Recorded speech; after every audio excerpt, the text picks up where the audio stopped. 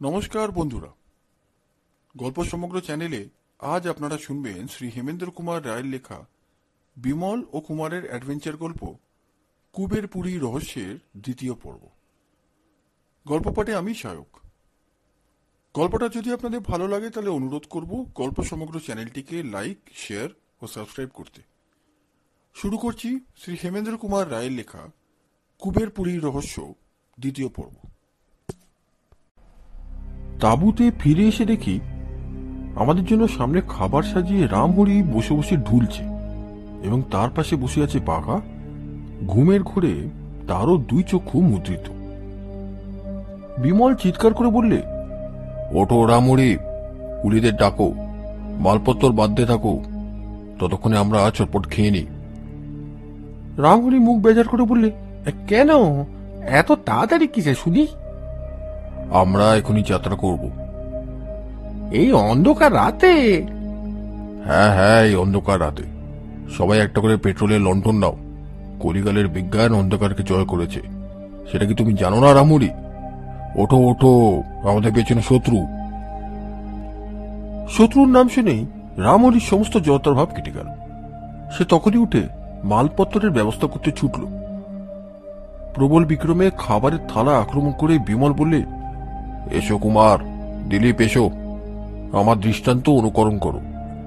ভৈরবী শিবিরে এতক্ষণে হয়তো পরামর্শ সভা বসেছে। শত্রুকে পরাজিত করবার প্রধান উপায় কি জানো?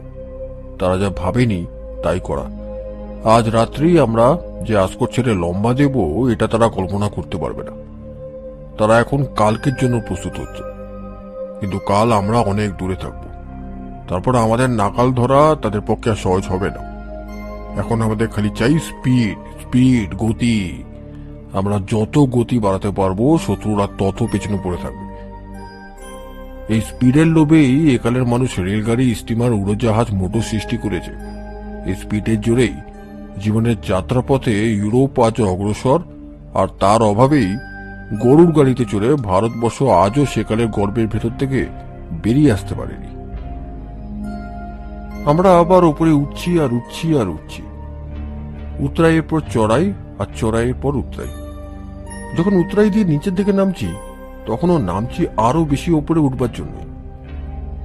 রাতের পরে দিন আসে, দিনের পর রাত আসে, কিন্তু আমাদের ঊর্ধ্বগতির বিরাম নেই। তবু বিমল বারবার বলছে, স্পিড, আরো স্পিড। দ্রুত গতিতে এখন আমাদের শত্রুদের হারাতে হবে। দ্রুত গতির মহিমাতেই নেপোলিয়ন শত্রুদের হারিয়ে দিগ্বিজয় হয়েছিলেন। স্পিড, আরো স্পিড। কুমার বললে, নেপোলিয়ন আল্পস পর্বত পার হয়েছিলেন। ভৈরবকে হারাবার জন্য যদি দরকার হয়, আমরাও হিমালয় পর্বত পার হব। গাঢ় নীল আকাশের দিকে তাকিয়ে তাকিয়ে অবাক হয়ে যাচ্ছি। আকাশের নীলিমা যে এমন নির্মল হয়, বাংলাদেশে বসে কখনো তা কল্পনা করতে পারিনি। সেই পবিত্র নীলের তলায় হিমালয়ের শিখরের পর শিখরের ভিড়। চতুর্দিকে যেন শিখরের মহাসভা। উপত্যকার পর উপত্যকা এবং শত শত শিশি হইল। তারা যেদিন মেঘ ছোঁয়া মাথা তুলবে, সেদিন হয়তো সেকালের অতিকায় জীবজন্তুদের মতো একালের মানব জাতীয় ধরাপৃষ্ঠ হয়ে লুপ্ত হয়ে গিয়ে অন্য কোনো উচ্চতর জীবের জন্য স্থান ছেড়ে দেবে। এই পর্বত বিশ্বের ভেতরে মাঝে মাঝে ভুটিয়া স্ত্রী পুরুষদের সঙ্গে দেখা হচ্ছে, আর মনে হচ্ছে মানুষ এখানে কি নিকৃষ্ট, অকিঞ্চিতকর জীব। দেবতার এই বিরাট লীলা জগতে মানুষের দেহ তুচ্ছ, যেন মোটেই মানায় না। গার্বিয়াং নামক স্থান থেকে কিছু এগিয়ে হঠাৎ এক বিপদ। একটা উঁচু জায়গা থেকে পা হড়কে পড়ে গিয়ে রামহরি ভীষণ চোট কেলে। তার পক্ষে 2-4 দিনের মধ্যে আর পথ চলা অসম্ভব। বিমল হতাশভাবে বললে, আমাদের সমস্ত স্পিড ব্যর্থ হলো, এখন এখানেই বসে থাকতে হবে। রামহরি, তুমি আমাদের বিপদে ফেলে দেখছি। রামহরি অত্যন্ত অপরাধীর মতন দুঃখিত স্বরে বললে, কি করব খোকা বাবু, আমি তো সাত খেয়ে আচার খেয়ে তোমাদের বিপদে ফেলিনি কো। তোমরা বরং এক কাজ করো, আমাকে এখানে কোনো লোকের বাড়িতে রেখে তোমরা এগিয়ে যাও। আমার জন্য কেন তোমরা সব পণ্ড করবে গো? কুমার বললে, সে হয় না রামহরি, যত বিপদই আসুক আমাদের তোমার কাছেই থাকতে হবে। বিমল বললে, এখানে আর তাঁবু খাটিয়ে লোকের দৃষ্টি আকর্ষণ করে কাজ নেই। যতদিন রামহরি না সেরে ওঠে ততদিন কারোর বাড়িতে অতিথি হয়ে আমাদের লুকিয়ে থাকতে হবে। হিমালয়ের এই অঞ্চলের লোক অতিথি সৎকারের জন্য বিখ্যাত। এখানে অনেক জায়গাতেই বাজার হাটের কোনো অস্তিত্ব নেই। পয়সা খরচ করেও সময় সময় জিনিস পাওয়া সম্ভব নয়। তাই মানস সরোবরের তীর্থযাত্রীরা গৃহস্থের বাড়িতে আতিথ্য স্বীকার করেই পথ খরচের টাকা বাঁচাতে পারে। সুতরাং আমাদেরও আশ্রয়ের অভাব হল না। দুদিন এখানেই কাটল। রামহরির আরো দিন কয়েক বিশ্রাম দরকার। তৃতীয় দিন বৈকালে বিমল বললে, শুনেছি এখানে এক মস্ত উতরাই আছে, প্রায় 2 মাইল ধরে। চলো তো, আমরা তিনজনে একবার সেই উতরাইটা দেখে আসি। রামহরি সে পথে চলতে পারবে কিনা সেটা আগে জানা দরকার। আমরা এখন মালপা নামক স্থানের কাছে আছি। এখানে বন জঙ্গল শেষ হয়ে হিমালয়ের বৃক্ষশূন্য রুক্ষ ঊর্ধ্বস্তর আরম্ভ হয়েছে। আর্যসুলভ দীর্ঘ নাক, আয়ত চক্ষু এবং সুগোল কপলের দেশ ছেড়ে তিব্বতের খুব কাছে এসে পড়েছে। এই জায়গাটায় 3টে রাজ্যের মিলন হয়েছে, ভারত, নেপাল ও তিব্বত। কালী নদীর ওপার থেকে দেখা যাচ্ছে নেপালের ঝাউ ও দেবদারু গাছের বন। আশেপাশে পাখিদের গানের সভা বসেছে। দূরে দূরে পাহাড়ের উপর থেকে ঝর্ণা ঝরছে, যেন চকচকে জলের ফিতা ঝুলছে। নির্জনতা এখানে যেন ধ্যানে মগ্ন হয়ে আছে। তারপর সেই উতরাই দেখলুম। এটি এখানকার প্রসিদ্ধ উতরাই। পাহাড়ের ঢালু গা প্রায় সোজা হয়ে নিচে, আরো কত নিচে যে নেমে গেছে তা জানি না। মানুষের পক্ষে এ পথে 2 পায়ে খাড়া হয়ে নামা একেবারেই অসম্ভব। লাঠির সাহায্যে প্রায় বসে বসেই নামা ছাড়া উপায়ন্তর নেই। সেই ঢালু পাহাড়ের গায়ে বৃক্ষলতার চিহ্ন পর্যন্ত নেই, আছে কেবল ধসে পড়া ছোট বড় শৈলখণ্ড। একবার পা ফসকালি দেহের সঙ্গে আত্মার সকল সম্পর্ক ঘুচে গিয়ে সর্বাঙ্গ চূর্ণ বিচূর্ণ হয়ে যাবে। বিমল মাথা নেড়ে বললে, রামহরিকে নিয়ে 3-4 দিন পরেও এ পথ দিয়ে নামা চলবে না। স্পিড বাড়িয়ে এতটা এগিয়েও কোনো লাভ হলো না। ভৈরব হয়তো শীঘ্রই আমাদের নাগাল ধরবে। অদৃষ্টের মার উপায় কি? সঙ্গে সঙ্গে মূর্তিমান অদৃষ্টের সঙ্গে সাক্ষাৎ হলো। মনে করলে এখনো বুকের কাছটা ধকধক করে ওঠে। সেই মূর্তিমান অদৃষ্ট আমাদের পেছন থেকে কঠিন কৌতুকের স্বরে বললে, এই যে বন্ধুর দল, নমস্কার। আমরা তিনজনেই চমকে পিঠে দাঁড়ালাম। আমাদের কাছ থেকে 4-5 হাত তফাতে একদল লোক ঠিক যেন মাটি ফুঁড়ে আবির্ভূত হয়েছে। সর্বাগ্রে দাঁড়িয়ে আছে ভৈরব বিশ্বাস। তার উজ্জ্বল তীক্ষ্ণ চোখ দুটো যেন আগুনের ফিনিক ছড়িয়ে দিচ্ছে, অথচ ওষ্ঠা ধরে ধরছে শিশুর মতন সরল ও মিষ্ট হাসি, এবং তার হাতে রয়েছে একটা দোনলা বন্দুক। ভয়ে ভয়ে লক্ষ্য করলাম তার সঙ্গীদেরও কারো হাতে আছে মোটা লাঠি, কারো হাতে বর্ষা, কারো হাতে তরোয়াল এবং কারো হাতে ছোড়া। আর আমরা একেবারে নিরস্ত্র। শুনেছি বিমলের গায়ে অসুরের মতো শক্তি, এবং কুমার ও আমিও দুর্বল নই। কিন্তু 10-12 জন সশস্ত্র লোকের বিরুদ্ধে আমরা 3 জনে খালি হাতে কি করতে পারি? পেছনে খাড়া উতরাই, পালাবারও পথ নেই। বিমল কিন্তু একটু দমল না। 2 পা এগিয়ে গিয়ে হাসি মুখে বললে, ভৈরববাবু যে এত শীঘ্র আপনার চন্দ্রবদন দেখতে পাবো বলে আশা করিনি। ভৈরব বললে, কিন্তু আমার মনে বরাবরই আশা ছিল যে শীঘ্রই তোমাদের দেখতে পাবো। বিমল বললে, আপনার আশা সফল হয়েছে, আপনি ভাগ্যবান। এখন পথ ছেড়ে সরে দাঁড়ান, আমরা বাসায় ফিরব। ভৈরব একগাল হেসে 2 পাটি বড় বড় হলদে দাঁত বার করে বললে, এত ব্যস্ত কেন? এসো না খানিকক্ষণ গল্প করি। আমাদের এখন গল্প করবার সময় নেই বলেই বড় দুঃখিত হচ্ছি। পথ ছাড়লে বাধিত হব, কিন্তু গল্পে যখন তোমার আপত্তি, তখন দয়া করে আমার 2টো উপকার করে যাও। কি উপকার? আজ্ঞা করুন। তোমরা কোন দেশে যেতে চাও বলো, আর সেই ম্যাপখানা আমাকে দিয়ে যাও। তারপর তোমরা স্বর্গে বা নরকে যেখানেই যাও, আমি আর কোনো আপত্তি করব না। বিমল বললে, মাফ করবেন ভৈরববাবু, আপনার অনুরোধ আমি রক্ষা করতে পারবো না। পারবে না? না, প্রাণ গেলেও নয়। দিলীপ, তোমারও কি একই মত? আমি বললুম, নিশ্চয়ই, ও ম্যাপ আমার সম্পত্তি, আপনাকে দেবো কেন? ঘুমন্ত বাঘ যেন জেগে উঠল। ভৈরব ভীষণ গর্জন করে বললে, মিথ্যে কথা, ও ম্যাপে তোমার কোনো অধিকার নেই। তোমার ঠাকুরদা আমার বৃদ্ধ পিতাকে হত্যা করে ওই ম্যাপ চুরি করেছিলে। তুমি হত্যাকারীর বংশধর। আজ আমি ওই ম্যাপ আবার আদায় করে তোমাকেও প্রাণে মেরে প্রতিশোধ নেব। আমি দেবতার কাছে প্রতিজ্ঞা করেছি, আমার পিতৃ হত্যাকারীর বংশ রাখব না। তোমার বাবাকে নরকে পাঠিয়েছি, আজ তোমার পালা। এই অদ্ভুত কথা শুনে আমি বিস্ময়ে একেবারে অবাক হয়ে গেলাম। এবারে বিমল ধীরে ধীরে বললে, ভৈরব বাবু, আপনার মতো ধর্মপুত্র যুধিষ্ঠিরের কোনো কথাই আমি বিশ্বাস করি না। ভৈরব মুখ খিচে বললে, ছোকরা, তোমার বিশ্বাস অবিশ্বাসে আর কিছু যায় আসে না। আমি ম্যাপটা চাই। ম্যাপ আপনি পাবেন না। এখনো ভেবে দেখো, নইলে যে শাস্তি আমি দেব তোমরা তা কল্পনাতেও আনতে পারবে না। বিমল সহজে বললে, ভৈরব বাবু, আমাদের আপনি চেনেন না, তাই শাস্তির ভয় দেখাচ্ছেন। আমরা হাসতে হাসতে মরতে পারি। মৃত্যু সে তো খুব সহজ ব্যাপার, কিন্তু বেঁচে বেঁচে তোমরা কি কখনো মৃত্যু যন্ত্রণা ভোগ করেছ? ম্যাপ না পেলে আজ আমি তোমাদের সেই শিক্ষাই দেব। বিমলের মুখে হাসি তখনও মেলালো না। সে স্থিরভাবেই বললে, আমরা 3 জন, আপনারা 10-12 জন। আমরা নিরস্ত্র, আপনারা সশস্ত্র।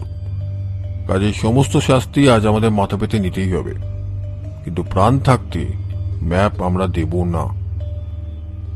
ভৈরব হুঙ্কার দিয়ে বললে, বেশ, দেখা যাক। শ্যামা, সিধু, তোরা সবাই মিলে ওদের হাতগুলো দড়ি দিয়ে পিছমড়া করে বেঁধে ফেলতো। তারপর ওদের জামাকাপড় হাতে দেখ ম্যাপখানা কোথায় লুকিয়ে রেখেছে। তারা পিছমড়া করে আমাদের হাতগুলো বেঁধে ফেললে। আমরা কোনোই বাধা দিলাম না। অকারণে বাধা দিয়ে লাভ কি? তারপর আমাদের জামাকাপড় তারা তন্ন তন্ন করে খুঁজে দেখলে, কিন্তু ম্যাপ কোথাও পাওয়া গেল না। বিমল যে ম্যাপখানা কোথায় লুকিয়ে রেখেছে আমিও তা জানতাম না। সে সময় আমার মন এমন আতঙ্কগ্রস্ত হয়েছিল যে ম্যাপের সন্ধান জানলে সকলের প্রাণ রক্ষার জন্য আমি হয়তো বলেই ফেলতাম। ভৈরব গজরাতে গজরাতে বললে, ম্যাপখানা তাহলে দেবে না? বিমল বললে, না বন্ধু, না, খুঁজে পাও তো দেখো না।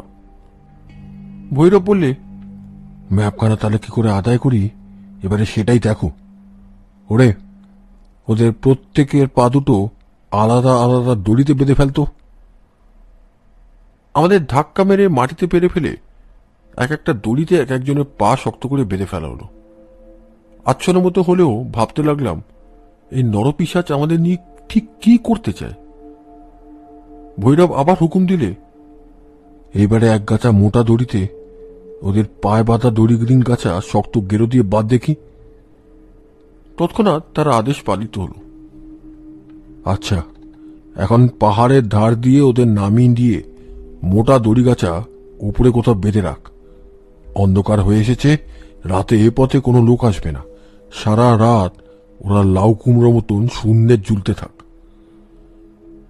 সেই ভয়ানক প্রস্তাব কার্যে পরিণত হতো দেরি হল না। এখন আমরা শূন্যে দোদুল্যমান। নিচের দিকে তাকিয়েই শিউরের চোখ মুদে ফেললাম। দড়ি যদি ছিঁড়ে যায়, একেবারে 200 কি 250 ফুট তলায় গিয়ে পড়ে আমাদের দেহগুলোর চিহ্ন পর্যন্ত থাকবে না। উপর থেকে চেঁচিয়ে ভৈরব বললে, এখনো ম্যাপ কোথায় রেখেছে বলো। বিমল সেই সহজ বললে, বন্ধু, বলবো না। ভৈরব বললে, বেশ, তাহলে সারা রাত দোল খাও। কাল সকালে আমি আর একবার এখানে আসব। তখন যদি ম্যাপ না দাও তো তোমাদের এইভাবে ঝুলিয়ে রেখেই বিদায় হব। তারপর হা হা করে একটা শয়তানি হাসির শব্দ। তারপর সব চুপচাপ। নিম্ন মুন্ডে এমন করে শূন্যে ঝুলে আমরা কি সকাল পর্যন্ত বেঁচে রাখতে পারবো? এখনই আমার দেহের রক্ত মুখে নেমে এসেছে এবং পা দুটো ছিঁড়ে যাবে বলে মনে হচ্ছে। দিনের আলো নিভে গেছে বটে, কিন্তু আকাশে চাঁদ দেখা দিয়েছে। চারিদিকে আলো আধারের লীলা, এবং দূর থেকে স্তব্ধতা ভেঙে একটা বাঘ ডেকে উঠল। নরকের পাপীরা কিরকম যন্ত্রণা ভোগ করে জানি না, কিন্তু নিশ্চয়ই তা আমাদের এখনকার যন্ত্রণার চেয়ে বেশি নয়। দেহের কষ্ট যে এত বেশি হতে পারে এটা ছিল আমার কল্পনাতীত। নিচু দিকে মুখ করে ঝুলতে ঝুলতে আকাশের চাঁদ, পাহাড়ের ঝর্ণা, দূর সমতল ক্ষেত্রের আঁকাবাঁকা নদীর গড়ানো রূপোর রেখা সব স্পষ্ট ও অস্পষ্ট রূপে দেখতে পাচ্ছি। কিন্তু সেই সমস্তই আজ যেন বিকৃতি আকার ধারণ করেছে। মানুষ তো চোখ দিয়ে দেখে না, মন দিয়ে দেখে। মন যখন অসহ্য কষ্টে ছটফট করে, বাইরের সুন্দর জগৎ চোখ তখন ব্যর্থ। মনের ও দেহের ভেতরে যা হচ্ছে ভাষায় তা বর্ণনা করার অসম্ভব চেষ্টা আর করব না। বাঘের ডাক শুনে মনে হচ্ছে সে যদি এখন এসে আমাকে আক্রমণ করতে পারত, তাহলে সুখময় মৃত্যুর সম্ভাবনায় আমি এখনই আনন্দে হেসে উঠতাম। ভৈরব ঠিকই বলেছে, বেঁচে বেঁচে মৃত্যু যন্ত্রণা ভোগ করা ভয়ানকই বটে। আর্তস্বরে আমি বলে উঠলুম, বিমল, বিমল, কেন তুমি ম্যাপখানা দিলে না? আমরা যদি মরি গুপ্তধন ভোগ করবে কে? বিমল প্রশান্ত কণ্ঠে বললে, আজ ম্যাপ দিইনি, কাল সকালেও দেব না। আমি বললুম, বলো কি, তোমার কি কোনো কষ্ট হচ্ছে না? বিমল হেসে উঠলে বললে, কষ্ট হচ্ছে না, হচ্ছে বই কি, কিন্তু দেহের কষ্ট আমার মনকে অধীর করতে পারে না। জানো দিলীপ, ইউরোপে মধ্যযুগে রোমান ক্যাথলিকের রাজত্বে কয়েদিদের অমানসিকভাবে শাস্তি দেওয়ার জন্য ভীষণ সব যন্ত্র ছিল। সেসব যন্ত্র যে ভয়াবহ যন্ত্রণা দিত, তার তুলনায় আমাদের যাতনা যথেষ্ট মোলায়েম। কোনো কোনো যন্ত্র মানুষকে বাঁচিয়ে রেখে তার সমস্ত হাড় গোড় সব মুড়মুড়িয়ে ভেঙে দিত। কিন্তু তেমন যন্ত্রণাও মুখ বুজে সহ্য করে সেকালের অনেক বন্দী অপরাধ স্বীকার করেনি। বিশেষ আমরা যখন স্বেচ্ছায় এই যাতনা বরণ করে নিয়েছি, তখন কাতর হওয়া কাপুরুষতা মাত্র। তাহলে মরণ না হওয়া পর্যন্ত তুমি এই যাতনা সহ্য করতে চাও? সহ্য করতে চাই না, কিন্তু সহ্য না করে উপায় কি? কুমার, তোমার অবস্থা কেমন?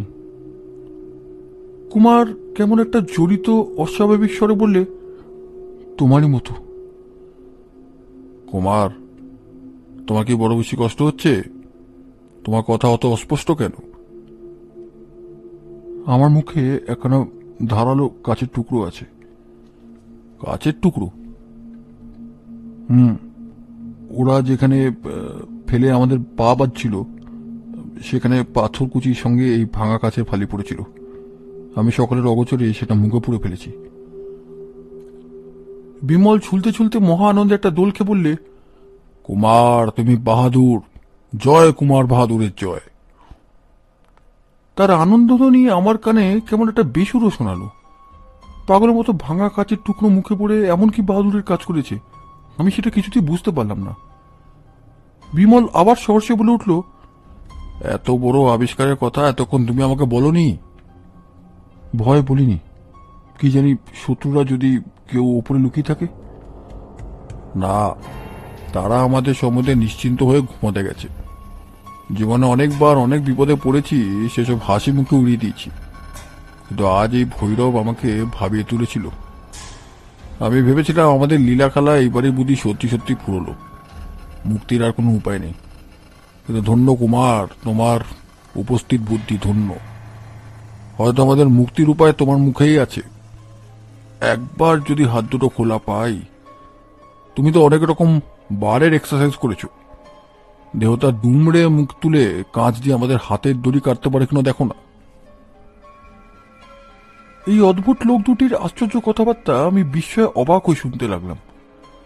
এরা বিপদকে ডরায় না, সাক্ষাৎ মৃত্যু নিয়ে খেলা করে। শত কষ্টে অটল থাকে এবং তীক্ষ্ণ বুদ্ধিকেও কখনো হারায় না। কিন্তু আমি এখনো বুঝতে পারলাম না যে কুমার কি করে বিমলের কথা মতো অসাধ্য সাধন করবে।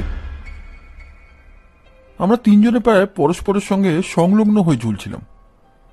কুমার সেই অবস্থাতেই নিজের দেহের ঊর্ধ্ব দিকটা দুমড়ে উঁচু হয়ে উঠল এবং বিমলও একটা ঝাঁকানি দিয়ে নিজের দেহটা ঘুরিয়ে কুমারের দিকে পেছন ফিরলে এবং তার পিছমোড়া করে বাঁধা হাত দুখানা যথাসম্ভব নামিয়ে কুমারের মুখ বরাবর আনলে।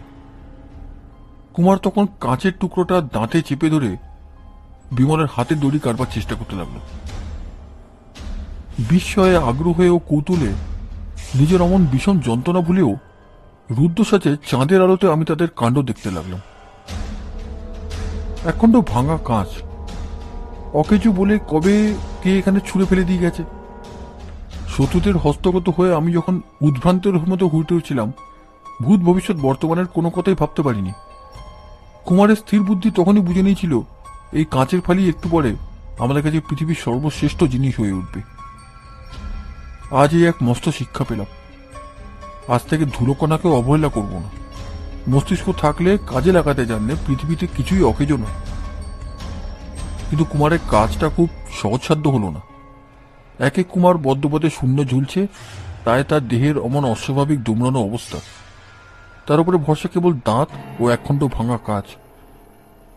মাঝে মাঝে আবার সোজা হয়ে ঝুলে পড়ে কুমার হাঁপ ছাড়ে। মাঝে মাঝে ঝোড়ো হাওয়ায় ঝাপটায় বা অন্য কোনো কারণে বিমলের ঝুলন্ত দেহ ঘুরে যায়। প্রায় 3 ঘন্টা চেষ্টার পর বিমলের হাতের বাঁধন কাটা গেল। বিমল নিম্নমুণ্ডে ঝুলতে ঝুলতে বিপুল উৎসাহে 2 বাহু ছড়িয়ে বলে উঠল, আর কারোর ভয় নেই কুমার, তুমি একটা জিনিয়াস। তুচ্ছ একখানা ভাঙা কাজ দিয়ে আজ তুমি 3টে মূল্যবান মানুষের প্রাণ রক্ষা করলে। আমি করুণ কণ্ঠে বললাম, কিন্তু এখনো আমরা কলার কাঁধের মতো শূন্যে ঝুলছি। বিমল বললে, জীবনে আর কখনো হয়তো এইভাবে শূন্যে ঝুলবার অবসর পাবে না। আরো মিনিট কয়েক শূন্যে দুলবার আমকটা আনন্দ করে নাও ভায়া। কয় মিনিটের জন্য বিদায়। বলেই সে খুব জোরে 2বার দোলকে নিজের দেহকে উপর দিকে দুমড়ে পেলে ঊর্ধ্বে উঠে মূল মোটা দড়ি গাছা চেপে ধরলে এবং তারপর এক হাত মূল দড়িতে রেখে আর এক হাতে আপনার পায়ের বাঁধন খুলতে লাগলো। পায়ের বাঁধন খুলতে বেশি দেরি হতো না। বিমল তখন দড়ি ধরে সরসর করে উপরে উঠে অদৃশ্য হয়ে গেল। তারপর সে উপর থেকে বললে, এইবারে আমি তোমাদের তুলছি। আমাদের দুজনের দেহ ওজনে 4 মণের কম হবে না, কিন্তু বিমল অনায়াসেই আমাদের টেনে তুলতে লাগলো। পাহাড়ের ওপরে গিয়ে আমাদের দেহ যখন বন্ধনমুক্ত হলো, তখন পূর্ব আকাশে রাঙা পদ্মের মতন তাজা রং ফুটে উঠেছে। আমাদের দেহের অবস্থা এমন যে পায়ে ভর দিয়ে দাঁড়াতে গিয়ে আবার অবশ হয়ে বসে পড়লাম। অথচ এমন অবস্থাতেও বিমলের শক্তি ফুরিয়ে যায়নি। একসঙ্গে আমাদের দুজনের দেহ টেনে উপরে তুলেছে। পাহাড়ের উপরে আমাদের জুতোগুলো পড়ে রয়েছে। আমাদের পাত বাঁধবার সময় ভৈরবের দল ওগুলো খুলে নিয়েছিল। নিজের এক পাটি জুতো হাতে তুলে নিয়ে বিমল মৃদু হেসে বললে, এই জুতোর গুপ্ত রহস্য কুমার জানো তো? কুমারও ঘাড় নেড়ে হেসে বললে, জানি। আমি শকুত হলে বললাম, জুতোর গুপ্ত রহস্য সে আবার কি? বিমল বললে, শূন্যে ঝুলতে ঝুলতে আমার খালি এই ভাবনাটাই হচ্ছিল, পাছে ভৈরব আমার জুতো চুরি করে। কিন্তু তুচ্ছ জুতোগুলো নেড়ে চেড়ে দেখে সে দরকার মনে করেনি। দিলীপ, যার জন্য এত হানাহানি, এই জুতোই হচ্ছে তার ভান্ডার, দেখো। বলেই সে জুতোর গোড়ালি থেকে খুদের ড্রয়ারের মতো একটা অংশ টেনে বার করলে এবং তার মধ্যে রয়েছে গুপ্তধনের সেই মূল্যবান ম্যাপ। আমি সবিস্ময়ে ফ্যালফ্যাল করে তাকিয়ে রইলাম। কুমার বললে, দিলীপ, বিমলের এই স্পেশাল জুতোর চোরাকুটিরই আফ্রিকাতেও আর একবার আমাদের মুখ রক্ষা করেছিল। আমি বললাম, ভৈরব যার লোভে এত মহাপাপ করছে, আবার হাতে পেয়েও তাকে হারালে? কুমার বললে, এই হাতে পেয়েও হারানোর দুঃখ হচ্ছে দুনিয়ার আরেকটা বিশেষত্ব। ভগবান আমাদের চারপাশে রয়েছেন, কিন্তু অজ্ঞান মানুষ তবু তাকে দেখতে না পেয়ে তীর্থে তীর্থে মন্দিরে মন্দিরে দূরে দূরান্তরে আকুল হয়ে ছুটে যায়, আর জীবনের শেষ দিন পর্যন্ত ভগবানকে খুঁজে না পেয়ে হাহাকার করতে থাকে। হঠাৎ বিমল দাঁড়িয়ে উঠে কান পেতে কি শুনতে লাগলো। তারপর সে বললে, নিচে যেন কাদের গলা পাওয়া যাচ্ছে, দাঁড়াও একটু এগিয়ে দেখে আসি। বলে সে পথের ওপরে গিয়ে দাঁড়ালো এবং তারপরে ঊর্ধ্ব সাজে ছুটতে ছুটতে ফিরে এসে বললে, আর 2 জন লোক আসছে, নিশ্চয়ই ভৈরবের দল সকাল হয়েছে দেখে আবার আমাদের আদর করতে আসছে। শুনেই আমাদের সমস্ত শ্রান্তি পালিয়ে গেল। এক লাফে আমরা উঠে দাঁড়ালাম। বিমল ব্যস্ত স্বরে বললে, ওদের সঙ্গে লড়বার শক্তি আমাদের আর নেই, আমরা নিরস্ত্র, আমাদের পালাতেই হবে। তো কোন দিকে পালাই আমাদের ফেরবার পথ দিয়ে তো ওরা আসছে। উত্তরা দিয়ে নামা ছাড়া আমাদের আর কোনো উপায় নেই। এসো এসো জলদি। আমরা উত্তরায় পথ ধরলাম। শুনেছি এই উত্তরাই 2 মাইল লম্বা। অতিশয় সাবধানে ধীরে ধীরে নামতে হবে, কারণ প্রতি পদেই এখানে মৃত্যুর সম্ভাবনা। কিন্তু পেছনে আসছে যমদূতের দল। ধরতে পারলে তারা আমাদের কুকুরের মতো মেরে ফেলবে। তাদের ভয়ে আমরা সমস্ত সাবধানতা ভুলে গেলাম। পদে পদে মৃত্যুকে সামনে রেখে যেরকম মরিয়ার মতন আমরা সেই প্রায় খাড়া চড়াইয়ের পাথর থেকে পাথরে লাফিয়ে নামতে লাগলাম, কেউ তা দেখলে নিশ্চয়ই আমাদের বদ্ধ পাগল মনে করত। সেদিন যে আমরা মরিনি কেন সেটা ভাবলে আমি এখনো বিস্মিত হই। প্রত্যেক লাফেই আমরা মৃত্যু মুখে ঝাঁপ দিচ্ছি, কিন্তু প্রত্যেকবারই মৃত্যু যেন দূরে সরে গিয়ে আবার পরের বারের জন্য অপেক্ষা করছে। মাইল খানেক পথ নেমে আমি শুয়ে পড়ে হাঁপাতে হাঁপাতে বললাম, বিমল, আমার দম বেরিয়ে গেছে, আমি আর পারছি না। বিমল এক টান মেরে আমাকে খাড়া করে তুলে বললে, ভৈরব এতক্ষণে আমাদের পলায়ন আবিষ্কার করেছে। সেও হয়তো সদল বলে ওই পথেই তেড়ে আসছে। কুমার বললে, আসছে কি, ওই এসে পড়েছে, উপর দিকে চেয়ে দেখো।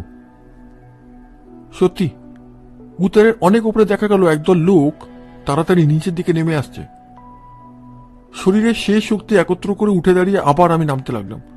ওই রাক্ষসদের কবলে যাওয়ার চেয়ে এই পাহাড় থেকে পড়ে মরা ঢের ভালো। কিন্তু আমার গতি ক্রমেই কমে আসছে। হাঁপের চোটে বুক যেন ফেটে যাচ্ছে। কাল সারা রাত ওরা পায়ে দড়ি বেঁধে ঝুলিয়ে রেখেছিল, তার উপর এই সাংঘাতিক পথ। আমার পা এখন সম্পূর্ণ অকোজে হয়ে পড়ল। আবার আমি আচ্ছন্ন মতন হয়ে শুয়ে পড়লাম। ভৈরবের দল তখন বেশ কাছে এসে পড়েছে। তাদের তো সারা রাত হেড শূন্যে শূন্যে দোল খেতে হয়নি, তাই সতেজ দেহে এত শীঘ্র এতখানি পথ নেমে আসতে পেরেছে। বিপদের ওপর বিপদ। তারা আমাদের লক্ষ্য করে বড় বড় পাথর বৃষ্টি করতে লাগলো। আমাদের সৌভাগ্যক্রমে দরকার হবে না ভেবে ভৈরব আজ হয়তো বন্দুকটার সঙ্গে আনেনি। বন্দুক থাকলে এতক্ষণে আমাদের আর দেখতে শুনতে হতো না। বিমল বললে, ওঠো ভাই দিলীপ লক্ষ্মীটি, আর বেশি পথ নেই, আমরা তো নিচে এসে পড়েছি। আবার ধরতে ধরতে উঠবার চেষ্টা করলাম, কিন্তু বৃথা চেষ্টা। আমার দেহে আর এক ফোঁটা শক্তি নেই। ক্ষীণ স্বরে বললাম, বিমল, কুমার, আমার জন্য এখানে দাঁড়িয়ে থেকে তোমরা আর মরণকে ডেকে এনো না, তোমরা পালাও, আমার আয়ু ফুরিয়েছে। শত্রুর দল আরো নিকটস্থ হয়ে হৈ হৈ রবে চিৎকার করে উঠল। তারপরে একরাশ পাথর বৃষ্টি। একখানা পাথর কুমারের মাথা ঘষে চলে গেল। তার মুখের ওপর দিয়ে দরদর করে রক্ত ঝরতে লাগলো। বিমল তাড়াতাড়ি নিজের রুমাল বার করে কুমারের মাথাটা বেঁধে দিলে। তারপর প্রদীপ্ত চক্ষে ঊর্ধ্বমুখে ভৈরবদের উদ্দেশ্যে মুষ্টিবদ্ধ হাত তুলে ক্রোধ বিকৃতি স্বরে চেঁচিয়ে উঠল, যদি দিন পাই এই রক্তপাতের প্রতিশোধ নেব। আমি কাতর স্বরে বললাম, হয় ওদের ম্যাপ ফিরিয়ে দাও, নয় এখান থেকে পালাও। বিমল একবার আমার দিকে তাকিয়ে দেখলে। তার মুখে দুশ্চিন্তার কোনো চিহ্নই নেই। তারপর সে হঠাৎ হেড হয়ে অতি অনায়াসে আমাকে ঠিক শিশুর মতোই পিঠে তুলে নিলে। তারপর গায়ের কাপড় দিয়ে আমাকে তার পিঠের সঙ্গে শক্ত করে বেঁধে নিয়ে আবার নিচের দিকে দ্রুতপথে নামতে লাগলো। সে প্রায় মূর্ছিত অবস্থাতেও তার অসাধারণ গায়ের জোর দেখে আমার মন সচকিত হয়ে উঠল। তার মাংসপেশিগুলো কি মহাশক্তি গুপ্ত গ্রুপন্তে তৈরি, শত ব্যবহারও তা নিস্তেজ হতে জানে না। খানিকক্ষণ পরে উত্তরায় যখন শেষ হলো, তখন ভৈরবদের দল আমাদের কাছ থেকে মাত্র ৩৭ উপরে। আর বোধহয় ওদের খপর থেকে রক্ষা নেই। সামনেই কালী নদী, কিন্তু তার রূপ আজ বদলে গেছে। তার জলে এখন নূপুর নিক্ষণের মতো মিষ্ট ধ্বনি নেই, নর্তকীর লাশ লীলাও নেই। নদীর ৩৭ চড়া খাদের ভিতরে ভীষণ প্রবল জলের ধারা যেন ক্রুদ্ধ রোধে ও আক্রোশে ফুলে উন্মত্ত হয়ে উঠেছে। যেমন ভয়ঙ্কর তার গতি, তেমনি স্তম্ভিত করা তার গর্জন। তরঙ্গের পর তরঙ্গ তাড়াতাড়ি হুড়োহুড়ি করে সূর্যালোকে চকচকে ইস্পাতের দীর্ঘ অস্ত্রের মতো লক লক করতে করতে লাপাতে লাপাতে ছুটে যাচ্ছে। টকবক করে ফুটছে পুঞ্জ পুঞ্জ ফেনা। চিরস্থির প্রস্তর রাজ্যে সেই মৃত্যুরূপিণী তরঙ্গিনীর অস্থিরতা দেখে প্রাণ যেন ভয় শিউরে উঠল। কিন্তু তার এই হঠাৎ পাগলামির কারণ তখন বুঝতে পারিনি, পরে বুঝেছিলাম। সেই কালী নদীর ওপরে রয়েছে কাঠ প্রভৃতি দিয়ে তৈরি ছোট একটা পলকা সেতু। উন্মত্ত তরঙ্গের ধাক্কার পর ধাক্কায় তার থরথর করে কাঁপছে। বিমল কুমার সেখানে ক্ষণিকের জন্য দাঁড়িয়ে ভাবল কি করতে হবে। সেই পলকা সাঁকো এখন আমাদের ভার বইতে পারবে কিনা সন্দেহ হয়। এর মধ্যে ভৈরবদের দলের একটা লোক সবার আগে আমাদের খুব কাছে এসে পড়ল। তার হাতে মস্ত একখানা ছোড়া। কুমার চোখের পলক পড়তে না পড়তে মাটি থেকে প্রকাণ্ড একখানা পাথর তুলে নিয়ে এবং সবেগ ও সজোরে সেই লোকটার দিকে নিক্ষেপ করলে। আমার মনে হলো সশব্দে হতবাকের মাথার খুলি ফেটে গেল। একটিমাত্র চিৎকার করেই লোকটা ধূপ করে মাটির উপরে পড়ে ছটপট করতে লাগলো। তাকে নিশ্চয়ই আর পৃথিবীর আলোক দেখতে হয়নি। চোখের সামনে মানুষ বধ এই আমি প্রথম দেখলাম। শিউরে উঠে দৃষ্টি ফিরিয়ে নিলাম। কুমার, কুমার, কি করি এখন? চলো পুল দিয়ে ওপারে। তারপর? লড়তে লড়তে মরব। সেই ভালো। বিছানায় শুয়ে বুড়ো হয়ে রোগে মরার চেয়ে এই মরণ ঢের ভালো। শত্রু মেরে মরব। কুমার ও আমাকে পিঠে নিয়ে বিমল সেতুর উপর দিয়ে ছুটল। আমি সবাই মুখ ফিরে দেখলাম আমাদের পেছনে পেছনে শত্রুদেরও একজন তরোয়াল উঁচিয়ে তীরে আসছে এবং তার উপরে আরো 3টে লোক হুড়মুড় করে সেতুর উপর এসে পড়ল। এত চেষ্টার পরেও বোধহয় এই যাত্রার রক্ষা নেই। কিন্তু এমন সময় ঘটল এক কল্পনাতীত ঘটনা। আচমবিতে কালী নদী সেই সেতু ভীষণ শব্দে ক্ষুদিত জলের গর্ভে মরমরিয়ে ভেঙে পড়ে গেল। কুমারের পর আমাকে নিয়ে বিমল তখন সবে ওপারে পা দিয়েছে। যে 4 জন শত্রু সেতুর উপরে ছিল তারা তীব্র আর্তনাদের চারিদিক কাঁপিয়ে তলিয়ে গেল। দুটো দেহ জলের উপরে একবার ভেসে উঠে এবং আরেকবার চিৎকার করে বিদ্যুৎ বেগে পাক খেয়ে আবার অদৃশ্য হয়ে গেল। বিমল ও কুমার বিস্ময়ে বিস্ফারিত নেত্রে হতভম্বের মতো দাঁড়িয়ে রইল। ওপারেও স্তম্ভিত মতো দাঁড়িয়ে আছে ভৈরব ও তার সঙ্গীরা। চোখের সম্মুখে কি অভাবিত দুঃস্বপ্নের অভিনয়! এও কি সম্ভব? মাঝখান দিয়ে নির্দয় কৌতুককে মৃত্যু প্রলাপে মেতে ও অট্টহাসে করে বেগে ছুটে চলেছে উন্মাদিনী কালী নদী। সেতুর ভাঙা কাঠগুলো পর্যন্ত কোথায় ভেসে গেছে তার কোনো ঠিকানাই নেই। সমস্ত এক মুহূর্তে গ্রাস করে জীবন্ত এক বিরাট জলরূপী অজগরের মতন নদী পাকসাট খাচ্ছে। একবার স্ফীত ও উঁচু হয়ে উঠছে, আবার খলখল করে চামুন্ডা হাসি এসে নিচের দিকে নেমে যাচ্ছে এবং বারে বারে প্রচন্ড হিংসায় হিমালয়ের দেহে যেন গুড়িয়ে দেবার মতন জল কূপে কূপে ঝাঁপিয়ে মরছে। আমি বললাম, আর নয় বিমল, এবার আমাকে ঘাট থেকে নামো। বিমল আমাকে নামিয়ে দিলে। কিন্তু ও আবার কার স্বর? কে চেঁচিয়ে কাঁদে, সাহায্য চায়? তীরের কাছে জলের ভেতরে একটা প্রকাণ্ড পাথর ধরে ঝুলছে সেই লোকটা যে তরবারি নিয়ে আমাদের পেছনে ধেয়ে এসেছিল। আমাদের উদ্দেশ্যে সক্রন্দন এসে বললে, বাঁচাও, আমাকে বাঁচাও, ঢেউ আমাকে টানছে, আমি আর পাচ্ছি না, বাঁচাও। স্থিরভাবে দাঁড়িয়ে বুকে 2 হাত বেঁধে বিমল বললে, যা, তুই নরকে যা। একটা দড়ি টেনে ফেলে হয়তো তোকে বাঁচাতে পারতাম, কিন্তু তোকে আমি বাঁচাবো না। তোমার পায়ে পড়ি, এমন কাজ আমি আর কখনো করবো না, বাঁচাও, বাঁচাও। নদীর স্ফীত জলরাশি হঠাৎ লাফিয়ে উঠে ঠিক কোনো হিংস্র দানবের মতন তাকে যেন কোত করে গিলে ফেললে। কাঁপতে কাঁপতে আমি চোখ মুদে ফেললাম। কি ভয়ানক মৃত্যু! ওপার থেকে এতক্ষণ পরে ভৈরব কথা কইলে। কর্কশ চিৎকার করে বললে, আমাকে বড় ফাঁকি দিলি তোরা। আচ্ছা, এর পরের বারে তোদের সঙ্গে আবার যখন দেখা হবে তখন তোকে আমি আগে বধ করব। বলে বিমল খিলখিল করে হেসে উঠল। ব্যর্থ আক্রোশে আমাদের দিকে একখানা পাথর ছুঁড়ে ভৈরব বললে, জীবন থাকতে তোদের আমি ছাড়বো না। পকেট থেকে একখানা কাগজ বের করে তুলে ধরে বিমল ব্যঙ্গেশ্বরে বললে, এই দেখ সেই ম্যাপ, নিবি তো, এগিয়ে আয়। ভৈরব গর্জন করে উঠল। কুমার হাসতে হাসতে বললে, আর দরকার নেই বিমল, চলো আমরা এখান থেকে যাই। সেতু ভঙ্গের কারণ পরে শুনেছিলাম। বেশি বৃষ্টি হলে কিংবা বেশি গরমে হিমালয়ের টঙে বরফ গলে পড়ে। কালী নদীর জল খেপে উঠে এখানকার পলকা সেতু ভাসিয়ে নিয়ে যায়। প্রতি বছরই নাকি এরকম ব্যাপার হয়।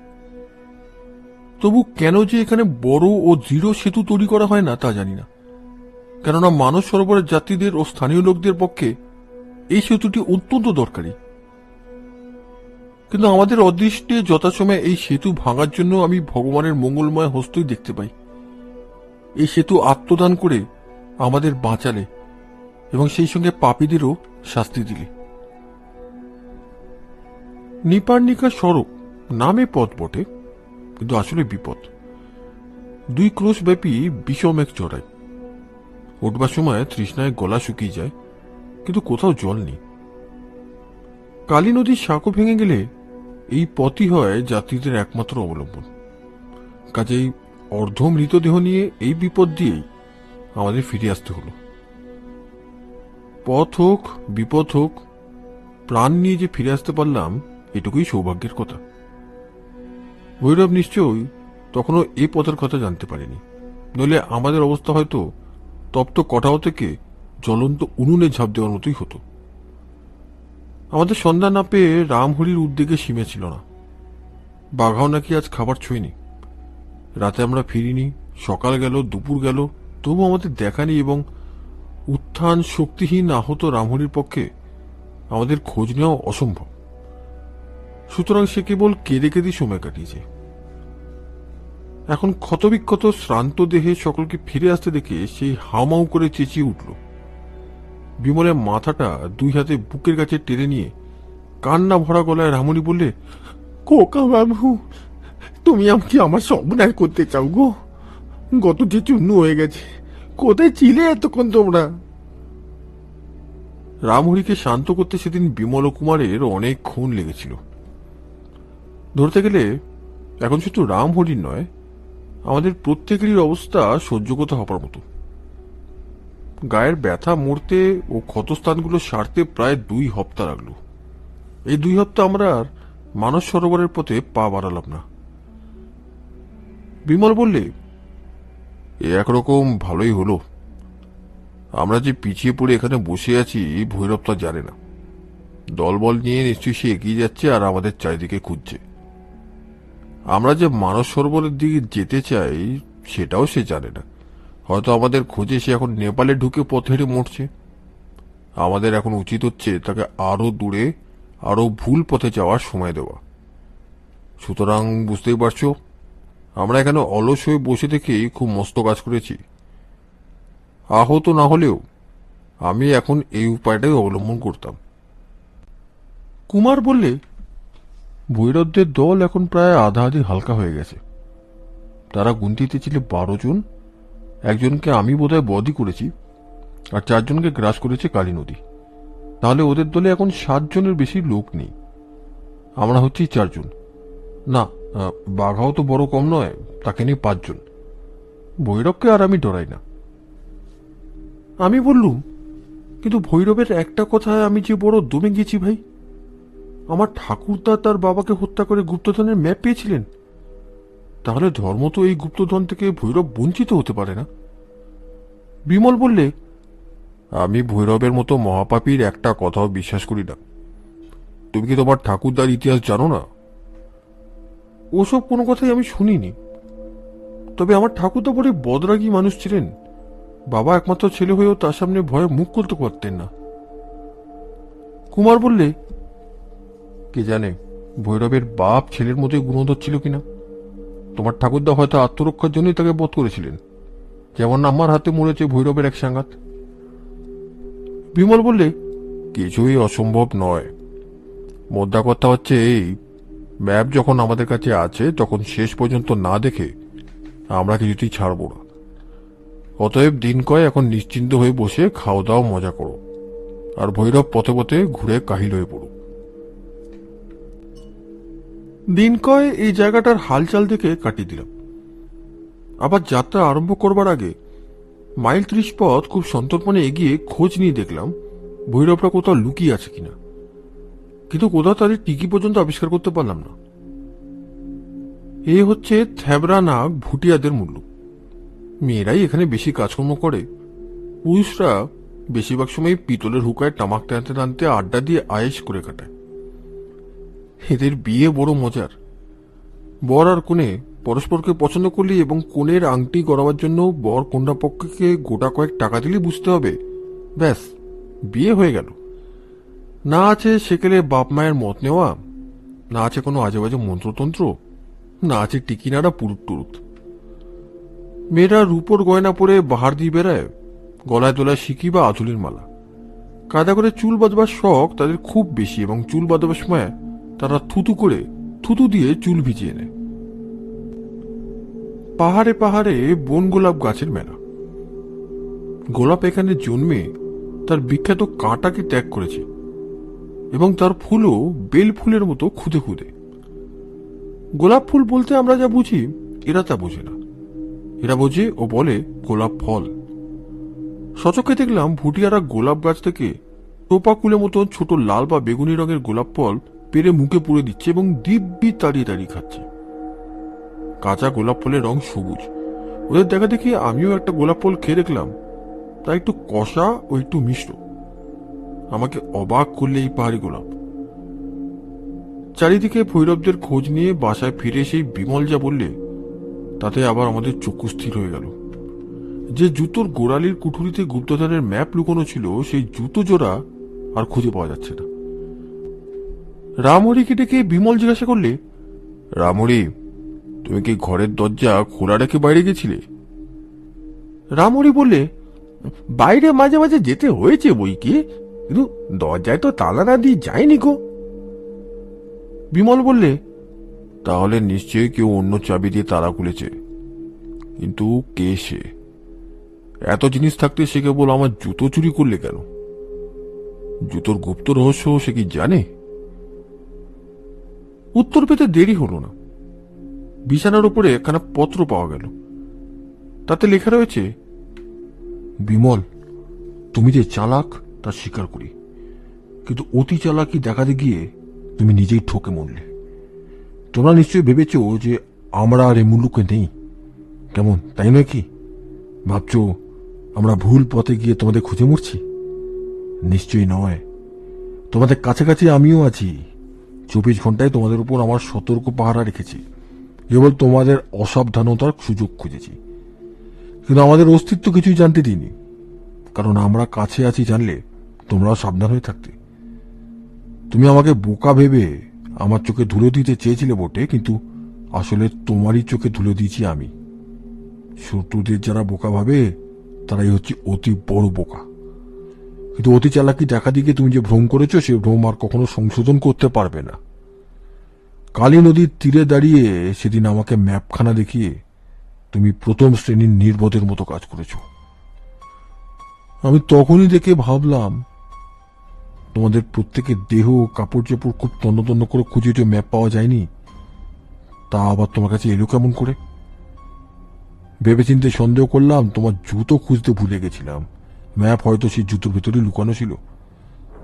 আজ তোমরা বেরিয়ে গেছো, আমিও তোমার ঘরে ঢুকেছি। আগে আমার চরের মুখে খবর পেয়েছি যে আজ তোমরা সেদিনকার জুতো না পরে জুতো পায়ে দিয়ে গেছো। আমার অনুমান সত্য হয়েছে। ম্যাপ শুদ্ধ এই চমৎকার জুতো জোড়াটি আমি তোমার সাদর উপহার বলে গ্রহণ করলাম। আবার যদি কখনো দেখা হয় তোমাকে তোমার জুতো জোড়া ফিরিয়ে দেব, কারণ আমি জুতো চোর তো নই। আর একটা কথা শুনলেও খুশি হবে, তোমাদের বাসা ঘরের দরজায় কান পেতে আমার ছদ্মবেশী চর বসে থাকতো। তোমরা তবে দেখেছো, কিন্তু চিনতে পারোনি। তোমাদের অনেক কথাই সে শুনেছে। মানস সরোবরের কাছে রাক্ষসতালে গিয়েই তো তোমাদের পথ চলা শেষ হবে। সেখানেই তোমাদের সঙ্গে আবার আমার হয়তো সাক্ষাৎ হবে। তোমাদের জন্য আমি প্রস্তুত হয়ে থাকব। ইতি শ্রী ভৈরবচন্দ্র বিশ্বাস। পুনশ্চ, কিন্তু একটা ব্যাপার আমি কিছুতেই আন্দাজ করতে পারছি না। সেদিন পাহাড়ের দড়ির দোলনা থেকে তোমরা মুক্তি পেলে কেমন করে? দেখা হলে এই খবরটা দিতে ভুলো না। বিমল কপালে করাঘাত করে বসে পড়ে বললে, আমি গাধা, আমি গরু। বাহাদুরি দেখাতে গিয়ে আমি সব মাটি করলাম। কুমার বললে, আমাদের পেছনে ফিরে ভৈরব এতক্ষণে মানস সরোবরের পথে অনেকটা এগিয়ে গেছে। আর কি তার নাগাল ধরতে পারবো? আমি একেবারে ভেঙে পড়ে বললাম, আমাদের এত কষ্ট সব বিফল হবে?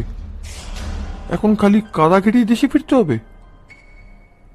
বিমল সিধে হয়ে দাঁড়িয়ে উঠে 2 হাত মুষ্টিবদ্ধ করে তীব্র স্বরে বললে, কখনো না, কখনো না। আমরা আজই ঝড়ে বেগে ভৈরবের পেছনে ছুটব। এতদিন তারা আমাদের অনুসরণ করেছিল, এবারে আমাদের পালা। তাদের নাগাল আমরা ধরবই, নইলে এ মুখ আর কাউকে দেখাবো না। আমার ভাগ্য চিরদিনই আমাকে সাহায্য করেছে, এবারও নিশ্চয়ই সে আমার পক্ষ ত্যাগ করবে না। প্রতিজ্ঞা করছি দিলীপ, আমি ভৈরবের মুখের গ্রাস আবার কেড়ে নেব। দেখে নিও, অদৃষ্ট আমাদের সাহায্য করবেই। আমি কিছুমাত্র উৎসাহিত না হয়ে বললাম, কিন্তু আর রাক্ষসতালে গিয়ে আমাদের লাভ কি? আমরা তো সেখানে বেড়াতে যাচ্ছিলাম না, যাচ্ছিলাম গুপ্তধনের সন্ধানে। কিন্তু এখন আমাদের কাছে ম্যাপ নেই। তবে কেন আর এত কষ্ট আর বিপদ মাথায় করে অন্ধকার হাতড়াতে যাওয়া? বিমল বললে, ভৈরব আমাকে যতটা মনে করেছে আমি ততটা বোকা নই। আসল ম্যাপ সে পেয়েছে বটে, কিন্তু তার অবিকল নকল আমার কাছে আছে। এখন যে আগে রাক্ষসতালে গিয়ে পৌঁছতে পারবে, গুপ্তধন হবে তার। মনের ভিতরে কতটা আশা সঞ্চার হলো। এখনো তাহলে সফল হলেও হতে পারি। বিমল বললে, কিন্তু আর 1 মিনিট সময় নষ্ট করবার সময় নেই।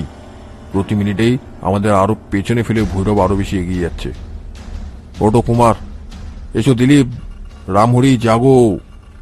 রাক্ষস তালে গিয়ে শত্রুদের সঙ্গে রাক্ষসের মতোই ব্যবহার করতে হবে। দয়া মায়া স্নেহ মন থেকে একবারে মুছে ফেলে দাও।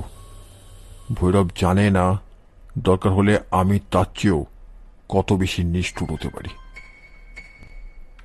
বুদিং, গারবিয়াং, কালাপানি প্রভৃতি পার হয়ে আমরা লিপিধুরা এসে পড়েছি। এখানেই ইংরেজ রাজ্যের শেষ এবং তিব্বতের আরম্ভ। আমরা এখন যেখানে এসে উঠেছি, বাংলাদেশের তার ঢের নিচে মেঘের দল আনাগোনা করে। বাঙালিরা দার্জিলিংয়ে গিয়েই পায়ের তলায় মেঘ চলাচল দেখে অবাক হয়, কিন্তু দার্জিলিংও এখন আমাদের কত নিচে পড়ে আছে। এখানকার অতিরিক্ত নির্মল বাতাস এত লঘু যে নিঃশ্বাস নিতেও অসুবিধা হয়। আমরা নিচেকার পৃথিবীর ধুলোমাটির জীব, এত নির্মলতা পর্যন্ত আমাদের সহ্য হয় না। দেখতে দেখতে শ্যামলতা নিশ্চিহ্ন হয়ে গেছে বললেও চলে। এখানে ওখানে কাঁটালতা ছাড়া গাছের আর দেখায়নি। এখন এসছি আমরা তুষারে শুভ্র রাজ্য দিয়ে। তার কনকনে শীতলতা ভয়াবহ। এমন বিষম ঠান্ডা বাতাস বইছে যে এর মধ্যেই আমাদের গায়ের চামড়া বুড়োর মতো কুঁচকে গেছে, অথচ সর্বাঙ্গ যেন আগুনে পুড়ে জ্বালা করছে। কোথাও নদী কি নির্ঝরের, পাখি কি তরুপল্লবের গান আর শোনা যায় না। চতুর্দিকে নিস্তব্ধতা অসাধারণ। তারই মাঝে মাঝে শব্দের সৃষ্টি করছে হঠাৎ জাগা শুকনো হাওয়া এবং এক একটা দ্বারকাক। লিপিধুরাতে এসে শৈলশিখর থেকে চোখের সামনে ছবির মতো স্পষ্ট ও সুন্দরভাবে দেখা যায় বিচিত্র বর্ণ শৈল সমাকীর্ণ তিব্বত দেশকে, এবং তারই ওপরে অনন্তকাল ধরে জাগ্রত প্রহরী দলের মতো বিরাজ করছে তুষার ধবল বোমস্পর্শী গিরিশিখরের পর গিরিশিখর। মানুষের পক্ষে যত তাড়াতাড়ি পথ চলা সম্ভব, আমরা তত তাড়াতাড়ি এই দীর্ঘ বন্ধুর পথ পার হয়ে এসেছি। কিন্তু লিপিধুরায় পৌঁছবার কিছু আগে এক পথিকের কাছে এক সন্দেহজনক খবর পেলাম। একদল মানস সরোবরের বাঙালি যাত্রীর সঙ্গে তার নাকি দেখা হয়েছে। বিমল সুদলে, সে দলে কজন লোক আছে? 7 জন। তারা কি সশস্ত্র? এ পথে সবাই মোটা লাঠি নিয়ে চলে। তাদেরও হাতে লাঠি আছে, কেবল একজনের হাতে বন্দুক দেখলাম। কিন্তু তারা ভালো লোক নয়। একজন গরিব দোকানের কাছ থেকে ভয় দেখিয়ে জুলুম করে খাবার জিনিস কেড়ে নিয়েছে। বিমল ফিরে বললে, জাগো কুমার, জাগো দিলীপ, আমরা বোধহয় ভৈরবের দলেরই খবর পেলাম। ধনুকের তীর যেমন কোনো দিকে না বেঁকে শীতের লক্ষ্যের দিকে বেগে ছুটে, ভৈরবও এখন তেমনি সোজা ছুটছে রত্নগুহার দিকে। আমাদেরও পক্ষে সেই রত্নগুহা হচ্ছে চুম্বক, আমরা হচ্ছি তার দ্বারা আকৃষ্ট লোহার মতো। মাঝপথের কোনো বাধাই আর আমরা মানব না। অত্যন্ত উৎকণ্ঠিত চিত্ত নিয়ে আমরা লিপিধুরা এসে উপস্থিত হয়েছি। কিন্তু এখানে এসে এক দুঃসংবাদ শুনলাম। তিব্বতের রাজ সরকার থেকে হুকুম না এলে আমরা নাকি ইংরেজ রাজত্বের বাইরে পা বাড়াতে পারবো না। একজন স্থানীয় ব্যবসায়ী এই খবরটা দিলে এবং আরো বললে যে 4-5 দিনের মধ্যেই তিব্বতে যাতায়াতের পথ খুলবার জন্য হুকুম আসার সম্ভাবনা আছে। বিমল বললে, আমরা যদি তার আগেই লুকিয়ে ওদিকে যাই? বাবুজি, তাহলে আপনারা বিপদে পড়তে পারেন। আমাদের কথা না শুনে কাল একদল বাঙালি বাবু তিব্বতে ঢুকে বন্দী হয়েছে। বিপুল আগ্রহে প্রদীপ্ত হয়ে বিমল জিজ্ঞাসা করলে, বাঙালি বাবু কে তারা? তা জানি না, আমরা বারণ করলুম, তবু তারা তিব্বতের সীমায় গিয়ে ঢুকলো। শুনেছি তিব্বতী চৌকিদাররাও ভালো কথায় তাদের ফিরে আসতে বলেছিল, কিন্তু তারা বোকার মতো তাদের সঙ্গে ঝগড়া মারামারি করতে চায়। তখন অনেক চৌকিদার এসে পড়ে তাদের সকলকেই বন্দি করে নিয়ে যায়। রাজ সরকার থেকে পথ খোলবার হুকুম এলেই আবার তাদের ছেড়ে দেবে তো? না না, আপাতত কিছুকাল তাদের কয়েদখানাতেই থাকতে হবে। তারা তো কেবল আইন অমান্য করেনি, তিব্বতী চৌকিদারের সঙ্গে মারামারিও করেছে। এজন্য তাদের বিচার হবে। বিচার না হওয়া পর্যন্ত তাদের তো কয়েদখানাতেই থাকতে হবে। বিচারে কি হবে সে তো পরের কথা। আচ্ছা, তাদের কারো চেহারা তোমার মনে আছে? আমাদের চোখে সব বাঙালি বাবুকেই তো একই রকম বলে মনে হয়। তবে তাদের মধ্যে এক বাবু খুব জোয়ান চেহারা ছিল বটে, আর তার এক হাতে ছিল 6টা আঙুল। সে বাবুর মেজাজও ভারী গরম, কথায় কথায় রুখে ওঠে। সেই জন্যই তো বিপদ হয়েছে। বিমলের মুখ আনন্দে উৎফুল্ল হয়ে উঠল। আমাদের সংবাদদাতা বিদায় হলে পরে সে বললে, দেখলে তো, ভাগ্য আমার উপরে কেমন সুপ্রসন্ন। আমার ভাগ্য সঙ্গীর মুহূর্তে একটা আস্ত সাঁকো উড়িয়ে দেয়। তিব্বতী চৌকিদার লেলিয়ে আমাদের শত্রুদের গ্রেপ্তারও করে। কুমার হাসতে হাসতে বললে, কেবল তোমার ভাগ্য বলছো কেন? বলো আমাদের সকলকারই ভাগ্য। ও একই কথা, আমরা যে অভিন্ন, এক প্রাণে একই কর্তব্য সাধন করতে চলেছি। কেবল আমাদের ভাগ্য নয়, পৃথিবীর সমস্ত উদ্যোগী পুরুষের ভাগ্যই এমনি যথাসময়ে সুপ্রসন্ন হয়। হতাশ হয়ে হাল ছেড়ে মানুষ ভাগ্যলক্ষ্মীর অপমান করে, হতাশ হওয়া কাপুরুষতার লক্ষণ। কিন্তু থাকো এখন ও কথা। যারা গ্রেপ্তার হয়েছে তারা যে ভৈরব আর তার দলবল, এই বিষয়ে কোনো সন্দেহ নেই। ওই তিব্বতী চৌকিদারদের প্রাণের বন্ধুর মতন আলিঙ্গন করতে স্বাদ হচ্ছে আমার। আমরা যা চেষ্টা করেও পারতুম না, তারা তাই করে দেখিয়েছে। অতএব আমরা এখানে পথ না খোলা পর্যন্ত নিশ্চিন্ত হয়ে বিশ্রাম করতে পারবো। তারপরেও আমরা যখন যাত্রা করব, ভৈরব বাবাজি তখন তিব্বতী জেলখানার ভেতরে শুয়ে হয়তো কড়িকাঠ গণনা করবেন। আহা, কি সুসংবাদ! ও রামহরি, শিগগির চায়ের কেটলি চড়িয়ে দাও। খানিক পরেই রামহরির চড়ানো কেটলির জল আগুনের আঁচে গর্জন করে উঠল।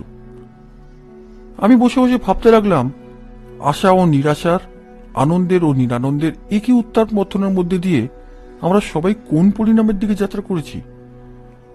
অবশেষে সফল হব কি বিফল হব জানি না, কিন্তু এই অপূর্ব বৈচিত্র্যের দোলায় দুলে জীবন যে পরম উপভোগ্য হয়ে উঠেছে, সে বিষয়ে কোনো সন্দেহই নেই।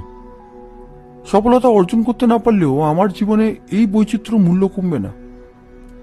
বিমল ও কুমার যে কিসের মোহে বিপদকে এত ভালোবাসে, সেটা এখন খুব ভালো করেই বোঝা যাচ্ছে। পথে পথে বিপদকে নিয়ে খেলা করা মানুষের পক্ষে একটা মস্ত নেশার মতো। যারা ধনী বিলাসী, আজন্ম পরম সুখের কলি মানুষ, সেই রাজা মহারাজারাও চিরদিন নিশ্চিন্ত আরামে কাল কাটিয়ে আনন্দ পায় না। স্বেচ্ছায় সুখ সজ্জা ছেড়ে গভীর বনে জঙ্গলে শিকার করতে ছুটে যায়। খানিকক্ষণের জন্য অনিশ্চিত বিপদের বিপুল পুলক উপভোগ করবে বলে। যারা সাহস ও শক্তির অভাবে কাপুরুষ, তারাও শান্তিময় জীবনযাত্রা থেকে মাঝে মাঝে ছুটি পাওয়ার জন্য কষ্টার্জিত টাকা কিনে নিয়ে সার্কাস থেকে বিপজ্জনক খেলা দেখে আসে। প্রত্যেক মানুষ বিপদকে ভয়ও করে, আবার ভালোবাসে। আজ আমরা একটি পাহাড়ের নিচে তাঁবু ফেলেছি। এই পাহাড়টির নাম গুড়লা। এটি পার হলেই রাবণ হ্রদ বা রাক্ষসতাল। পথের প্রায় শেষে এসে দাঁড়িয়ে আমাদের মনে উত্তেজনার অন্ত নেই। রাবণ হ্রদের কাছেই আছে রত্নগুহার গুপ্তধন। লিপিদুরা থেকে এই গুড়লা পাহাড় পর্যন্ত সর্বদাই আমরা সাবধানে এসেছি। আমাদের সতর্ক চক্ষু একবারও অন্যমনস্ক হয়নি। কিন্তু শত্রুরা একেবারেই অদৃশ্য। মাঝে মাঝে লাল বা ধূসর রঙের নানা আকারের পাহাড়, তারপরে তুষার সাম্রাজ্য। পথে ও প্রান্তরেও বরফের আভাস, সবুজের স্নিগ্ধতা নিঃশেষে বিলুপ্ত হয়ে গেছে। এর মধ্যে মধ্যে কখনো কখনো পথিকের সঙ্গে দেখা হয়, কিন্তু তারা সবাই হচ্ছে ভুটিয়া কি তিব্বতী। কেউ ঘোড়ায় চড়ে যায়, কেউ যায় হেঁটে, মাঝে মাঝে তিব্বতী ভিখারির দল এসে জ্বালাতন করে। কিন্তু এদের মধ্যে ভৈরবের ছদ্মবেশ থাকাও অসম্ভব। ভৈরব ভুটিয়া কি তিব্বতী পোশাক পরতে পারে, কিন্তু নিজের নাক থ্যাবড়া, গাড়ের হাড় উঁচু এবং চোখ কুতকুতে করে তোলবার জন্য নিজের মুখ তো আর ভেঙে চড়ে তুবড়ে করতে পারবে না। আমাদের অপরিচিত তিব্বতী চৌকুতার বন্ধুরা নিশ্চয়ই এখনো তাদের জেলখানা থেকে বিদায় করে দেয়নি।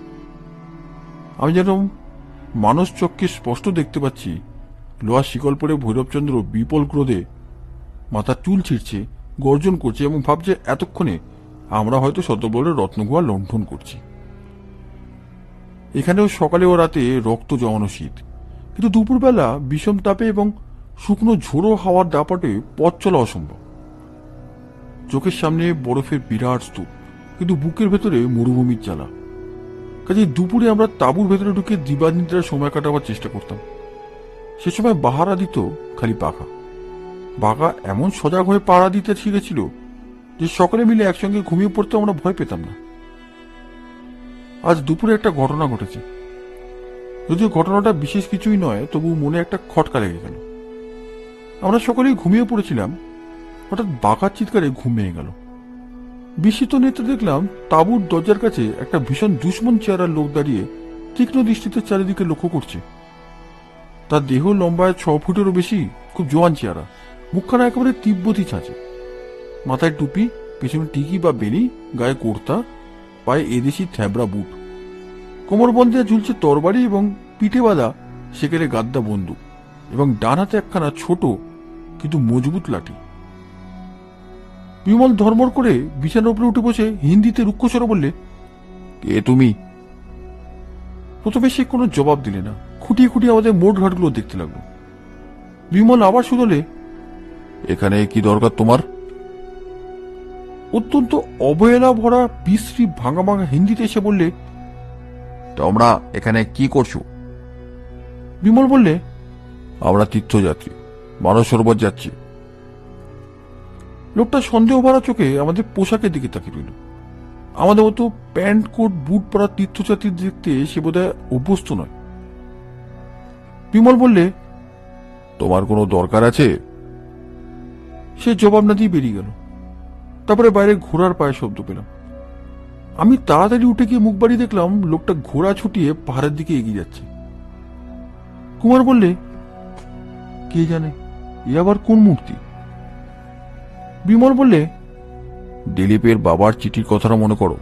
এখানে ডাকাতের ভয় আছে।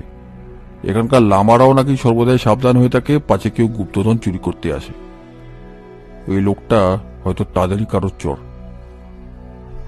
আমি ক্রুদ্ধ স্বরে বললাম, তাহলে আবার কি আমাদের নতুন নতুন শত্রুর সঙ্গে যুঝতে হবে? বিমল হাসতে হাসতে বললে, তা হবে বই কি। গুপ্তধন কি নিজের বাড়ির বাগানের গাছের ফল যে হাত পাড়িয়ে বেড়ে নিলেই হয়? এখনো কত নতুন শত্রুর সঙ্গে দেখা হবে কে তা বলতে পারে। হয়তো শেষ পর্যন্ত আমরা গুপ্তধনের কাছেই যেতে পারবো না। আমি আরো বেশি মুষড়ে পড়ে বললাম, তাহলে মিছিমিছি নিজেদের জীবনকে এমনভাবে বিপন্ন করে কি লাভ? বিমল হো হো করে উচ্চ হাসি হেসে বললে, কি বললে দিলীপ? তুমি কি কেবল লাভের জন্য এখানে এসেছো? তাহলে আমরা এখানে এসেছি কেন? গুপ্তধনে তো অধিকার কেবল তোমারই। আমরা তো কোনোদিনই তোমার অংশীদার হতে চাইনি। আমরা এসেছি শুধু বিপদের শিক্ষা লাভের জন্য। মানুষের ভেতরে কতটা শক্তি লুকিয়ে আছে এই বিপদের শিক্ষা লাভে তার চরম পরীক্ষা হয়। উত্তর ও দক্ষিণ মেরুতে যাওয়ার সময়, হিমালয়ের সর্বোচ্চ শিখরে উঠবার সময়, উড়োজাহাজে চড়ে পৃথিবীর এপার থেকে ওপারে সবচেয়ে তাড়াতাড়ি পৌঁছবার জন্য মানুষ এই যে দলে দলে প্রাণ দিচ্ছে, এসব করছে তারা কোন লাভের আশায়? প্রাণ গেলে আবার লাভের আশা কি? আমরা বলি আপনি বাঁচলে বাপের নাম, ওরা তা বলে না। মানুষের সুনামের জন্য ওরা হাসতে হাসতে আত্মবলি দেয়। মৃত্যুকে আলিঙ্গন করেই মানুষ মৃত্যু জয়ী হয়। এটুকুই হয়তো ওদের লাভ। কোনো লাভের আশা রেখো না দিলীপ। বিপদের ভেতর দিয়ে স্বেচ্ছায় অগ্রসর হয়ে মনুষ্যত্বের পরিচয় দিতে শেখো। মানুষ আজ পৃথিবীর শ্রেষ্ঠ জীব হতে পেরেছে কেবল এই শিক্ষার গুণেই। আমি মাথা নামিয়ে লজ্জিত স্বরে বললুম, ভাই বিমল, বিপদের পাঠশালায় সবে আমার হাতে খড়ি হয়েছে। মাঝে মাঝে তাই ভুল কথা বলে ফেলি, তুমি আমায় ক্ষমা করো। কুমার আমার পিঠ চাপড়ে সহানুভূতি জানিয়ে বললে, অতটা লজ্জা পাওয়ার দরকার নেই। রোমও একদিনে তৈরি হয়নি, শিশুও একদিনে মানুষ হয় না। বিমল ততক্ষণে গুপ্তধনের নকল ম্যাপখানা নিয়ে বিছানার উপরে হুমড়ি খেয়ে পড়েছে। অনেকক্ষণ ধরে সেখানে দেখে সে মুখ তুলে বললে, দিলীপ, কুমার, তোমরাও দেখো। এখন চড়াই পার হয়ে আমাদের গুল্লার উপরে উঠতে হবে। তারপর উতরাই দিয়ে নেমে গিয়ে পড়বো রাবণ নদের ধারে। ম্যাপের দিকে তাকালি দেখতে পাবে মাঝখানে পাহাড়ের উঁচু পাঁচিল সোজা চলে গিয়েছে, তার একধারে রাবণ হ্রদ আর একধারে মানস সরোবর। ম্যাপে এই দুটো হ্রদের নাম লেখা নেই, শুধু লেখা আছে সরোবর। কেন তোমরা আগেই শুনেছ। দুই হ্রদের মাঝখানকার পাহাড় শ্রেণীর মধ্যে এক জায়গায় টেরাকাটা আর পাশে লেখা গুহা। এই গুহাই হচ্ছে আমাদের গন্তব্যস্থান, কারণ এখানেই আছে গুপ্তধন। কিন্তু কেবল গুহা বললে তো কিছুই বলা হয় না। এমন দীর্ঘ পাহাড় শ্রেণীর মধ্যে গুহা আছে হচ্ছে শত শত। প্রত্যেক গুহা খুঁজলেও হয়তো বুঝতে পারবো না ঠিক কোনটি হচ্ছে রত্নগুহার গুপ্তধন। যিনি ম্যাপ এঁকেছেন তিনি সেটাও স্পষ্ট করে দিয়েছেন। এ দেখো, যেখানে গুহা লেখা ঠিক তার ওপরই আঁকা পাশাপাশি 3টি শিখর। জায়গাটা দেখছি পাহাড় শ্রেণীর ঠিক মাঝ বরাবর। তাহলে ওই পাহাড় শ্রেণীর মাঝ বরাবর গিয়ে আমাদের এমন একটা পাহাড় খুঁজে বার করতে হবে যার ওপরে পাশাপাশি 3টি শিখরের তলায় গুহার অস্তিত্ব আছে। এই ম্যাপ বোঝা খুবই সহজ, কোথাকার ম্যাপ জানলে আর কিছুই বেগ পেতে হয় না। কুমার, মনে পড়ে আসামে যখের ধন আনতে যাওয়ার আগে মরার মাথার উপরে খোদার সাংকেতিক লিপি পড়বার জন্য আমাদের কি কষ্টটাই না করতে হয়েছিল? কুমার বললে, মনে পড়ে না আবার? সেই তো আমাদের প্রথম বিপদের শিক্ষা, সে কথা কি ভুলতে পারি? এমন সময় রামহরি হঠাৎ আমাদের পেছন থেকে গলাটা লম্বা করে বাড়িয়ে দিয়ে সাগরে বললে, দেখি খোকা বাবু, আমি একবার ম্যাপটা দেখি। বিমল বললে, কেন, তুমি আবার ম্যাপে কি দেখবে? তোমাদের গুয়া ভূত কোথায় আছে একবার দেখাতে স্বাদ হচ্ছে বাবু। কুমার বললে, গুহা ভূত আছে তোমার মুন্ডুর ভেতরে, ম্যাপে তার চেহারা আঁকা নেই। রামুড়ি এবারে চটে গিয়ে বললে, আমার মুন্ডুর ভেতরে কোনোদিন কোনো ভূতকে আড্ডা কাটতে দিইনি। ভূত চেপেছে তোমাদের ঘাড়ে গো, তাই দেশ ছেড়ে এখানে ছুটে এসেছ। বিমল বললে, রামহরি, প্রস্তুত হও, আজ পূর্ণিমার চাঁদ উঠবে। সন্ধ্যের আগে তাঁবু তুলে আমরা গুল্লা পাহাড়ে উঠব। হয়তো কালকেই আমরা তোমার সঙ্গে গুহাভূতের পরিচয় করিয়ে দিতে পারব। বন্ধুরা, এতক্ষণ আপনারা শুনছিলেন শ্রী হেমেন্দ্র কুমার রায়ের লেখা বিমল ও কুমারের অ্যাডভেঞ্চার কাহিনী কুবেরপুরী রহস্যের 2য় পর্ব। গল্পটা আপনাদের কেমন লাগছে অনুরোধ করব দয়া করে কমেন্টসে লিখে জানাবেন। খুব তাড়াতাড়ি ফিরে আসছি কুবেরপুরী রহস্যের 3য় ও শেষ পর্ব নিয়ে। ভালো থাকবেন, পাশে থাকবেন। ধন্যবাদ।